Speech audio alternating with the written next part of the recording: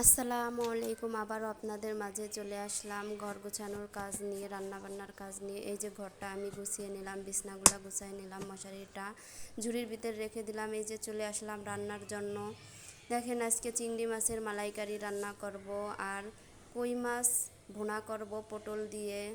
ডিম সেদ্ধ বসিয়ে দিয়েছিলাম, হাঁসের ডিম। এই যে নারিকেলটা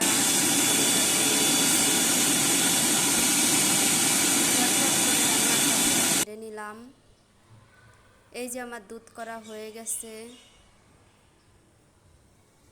ভালো করে চিপড়ে নিতেছি। মাছটায় হালকা করে একটু ভেজে নিব। একটা এলাচ দিয়ে দিলাম,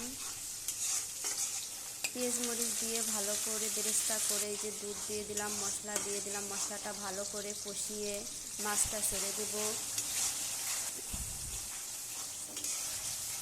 এই যে চিংড়ি মাছটা ছেড়ে দিলাম। আপনারাও বাসায় এরকমভাবে রান্না করে দেখতে পারেন, খুবই টেস্টি হয় খাবারটা।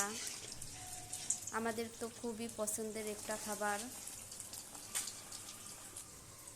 এই যে প্রায় কাঁচাই গেছে। এই যে ভাতটা জালিতে ঢেলে নিলাম। আপনারা যারা যারা রাইস কুকারে ভাত রান্না করেন এবং তারা চালনে এরকমভাবে ভাতটা ঢেলে নেবেন, তাহলে চুলায় রান্না ভাতের মতন হয়ে যায়। এই যে দেখেন মাছটা আমার ভুনা হয়ে গেছে।